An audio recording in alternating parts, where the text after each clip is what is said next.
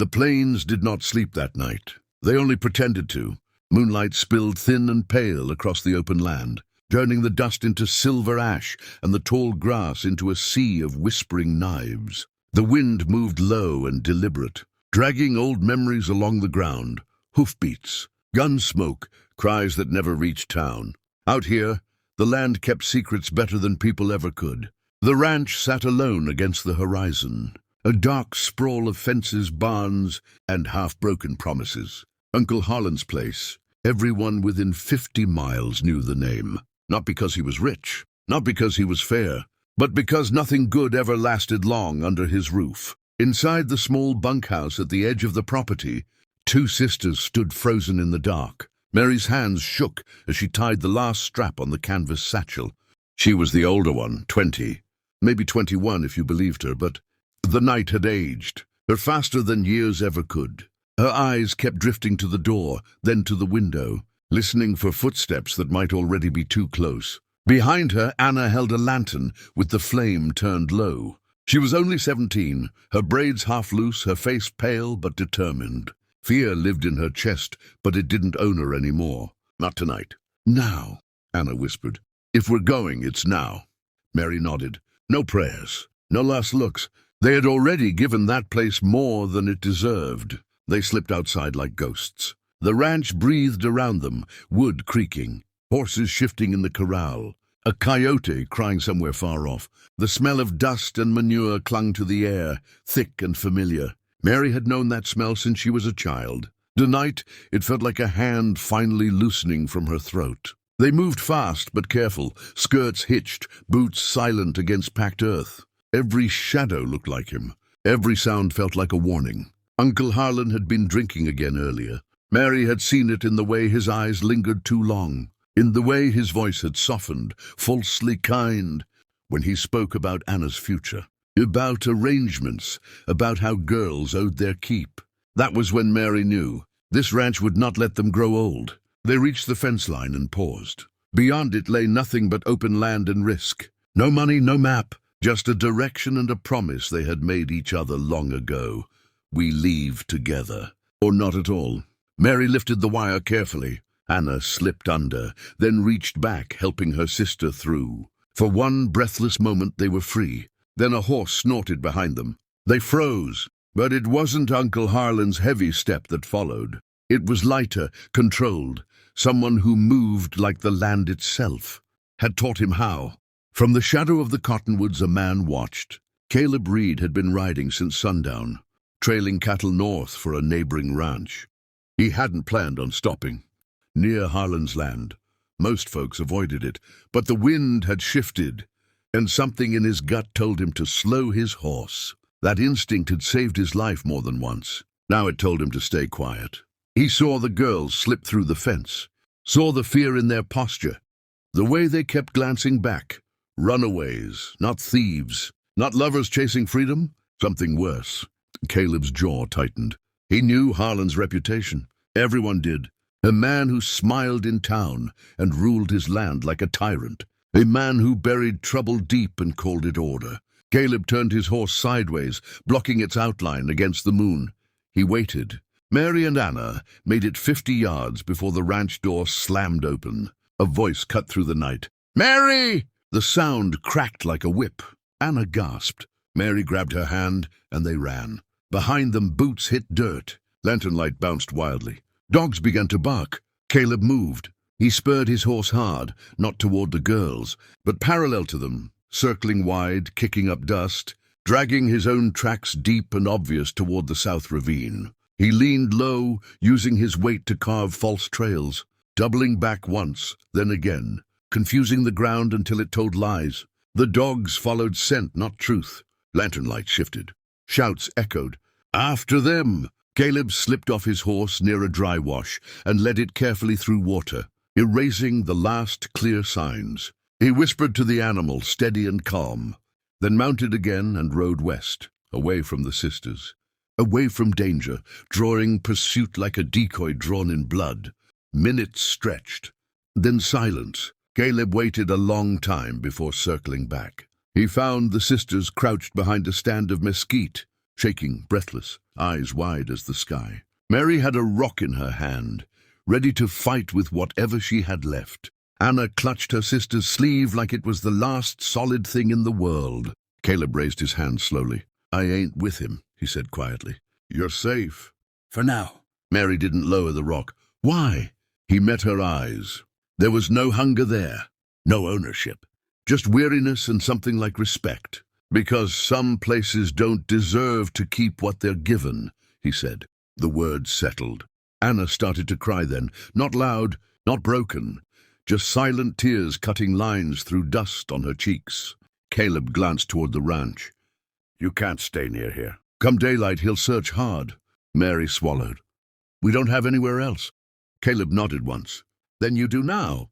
He led them north, moving through rock and brush where tracks died quickly. He showed them how to step on stone, how to walk in creek beds, how to let the land swallow them whole. He never touched them unless necessary, never asked questions that didn't belong to him. By dawn, the ranch was miles behind them. The sun rose red, like it already knew what had been done. They stopped on a ridge overlooking endless plains, dusty, unforgiving, and wide enough to disappear in forever. Anna looked back once. "He'll come after us." Caleb didn't deny it. Men like him always do. Mary studied the cowboy beside. Them, the stranger who had risked trouble he didn't owe. The man who had bent the land itself to give them a chance. "Oh, what happens now?" she asked. Caleb pulled his hat low, eyes on the horizon. "Now," he said, "we keep moving. And we make damn sure he never finds your trail again." Far behind them, a ranch woke to rage. Uncle Harlan stood at the fence, staring at the ground like it had betrayed him. And the dust remembered everything. Morning burned the night away, but it did not bring peace. The sun climbed hard and fast, bleaching the plains until the land looked stripped bare. No shadows to hide in, no mercy in the light. Dust clung to skin and clothes like a second hide. Every step Mary took felt louder than it should have. Every breath tasted like heat and fear. They rode north now. Caleb had found them 2 horses hidden in a shallow draw, tied and watered the night before. He hadn't explained why he was prepared. He hadn't needed to. Men like him learned early that the frontier rewarded caution and punished questions. Anna sat her saddle stiffly, knuckles white around the reins. She'd never ridden far before, not beyond fence lines and grazing routes. Now the world stretched open and endless, terrifying in its freedom. Mary watched Caleb as they rode. He stayed slightly ahead, eyes constantly moving, horizon, ground, wind. He read the land like scripture. She wondered how many times it had saved him, and how many times it had failed others. Behind them, miles away, Uncle Harlan was not riding. He was buying. By mid-morning, Harlan stood outside the saloon in Red Bluff. Boots planted wide, cigar clenched between his teeth. The town knew better than to ask questions. They could smell trouble the way cattle smelled rain. 3 men stood in front of him. Not cowboys, not ranch hands. Hunters. Jed Pike leaned against the post, scar pulling one side of his mouth down permanently. He'd worn the same coat for 10 years and killed men in all of them. Silas Boone stood quiet beside him, eyes pale, hands steady, mean in a way that didn't need showing. The 3rd man, Lyle Mercer, smiled too easily, like killing was just another skill he'd learned young. Harlan spoke low. 2 girls. 1 man with them, Cowboy, thinks he's clever. Jed spat. Tracks. Harlan nodded. Covered. But nothing stays buried long. Money changed hands. No names were asked. No promises made. By noon, the hunters were riding. Back on the plains, Caleb pulled the group into a shallow cut where the land dipped and folded. He dismounted, crouched, pressed fingers into the dirt. "Men behind us," he said calmly. Anna's breath caught. Mary didn't speak, but her jaw tightened. "How many?" Mary asked. "Enough," Caleb said. "And they won't quit." He looked at the sisters then, not like cargo, not like burdens, but like people whose lives now sat partly in his hands. That weight settled heavy. He'd carried worse before. Still, it never got lighter. "We change course," he said. "East for a time. Hard ground. Less sign." Anna hesitated. "Will that take us back toward him?" Caleb shook his head. "Toward something worse, maybe, but not him." They rode again. As the day dragged on, the land grew meaner. Rock replaced soil. Mesas rose like broken teeth from the earth. The heat pressed down until even the horses breathed hard. Mary's thoughts drifted to the ranch despite herself, to the sound of the dinner bell. To nights she'd laid awake listening for footsteps that didn't come, or worse, did. She pushed it down.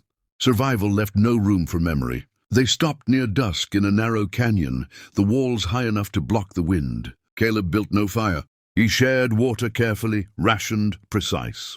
Eat slow, he told them, and quiet. Anna nodded, hands trembling as she chewed dried meat. They're really coming, aren't they? Yes, Caleb said. No comfort, just truth. Mary watched him in the fading light. Why don't you leave? The question landed heavy. Caleb didn't answer at first. He stared at the canyon wall, at old marks left by floods and time, because I know what happens if I do. That didn't stop other men, Mary said softly. No, he agreed. It didn't. Night came thick and close. Far to the south, lantern light bobbed. The hunters found the false trail first, then the water trick. Jedpike grinned when he saw it. Smart bastard, he muttered. Knows what he's doing. Silas crouched, studying a scuffed stone. Not perfect. Lyle laughed. Nobody ever is. They followed. Back in the canyon, Anna woke gasping. Caleb was already on his feet, rifle in hand. They're close, he whispered. The canyon worked against them now. No escape without noise. Caleb made a decision that tasted like iron. We split, he said. Anna shook her head violently. No! Mary stepped between them. If we stay together, we all die. Caleb met Mary's eyes. Something unspoken passed between them. Fear, trust, regret. I'll draw them west. You take the ravine north. Walk in water. Don't stop. And you? Anna asked. Caleb smiled faintly. I've run worse men than these. Mary grabbed his arm. You don't owe us your life. He leaned close, voice low. I decide what I owe. He handed Mary a knife. For your sister. Then he was gone, boots scraping stone, deliberate, loud enough to be heard. Shouts followed. Gunfire cracked. The canyon exploded with sound. Mary dragged Anna into the ravine, water soaking their skirts. Hearts hammering so loud it felt impossible the men wouldn't hear. She didn't look back. She couldn't. Caleb ran. He led the hunters hard, firing once, twice, then vanishing into darkness. He used height, stone, shadow, but numbers wore down even the best. A bullet tore through his shoulder. He grunted, stumbled, kept moving. By dawn, blood stained the dust. The hunters closed in. And far to the north, the sisters collapsed beneath a stand of juniper, alive, but alone. Mary looked south, tears cutting clean paths through dirt. Please, she whispered to the land itself. Don't let him die. The plains did not answer. If this story has you holding your breath, don't forget to like the video, comment below what you think will happen next, and subscribe so you don't miss the final chapter.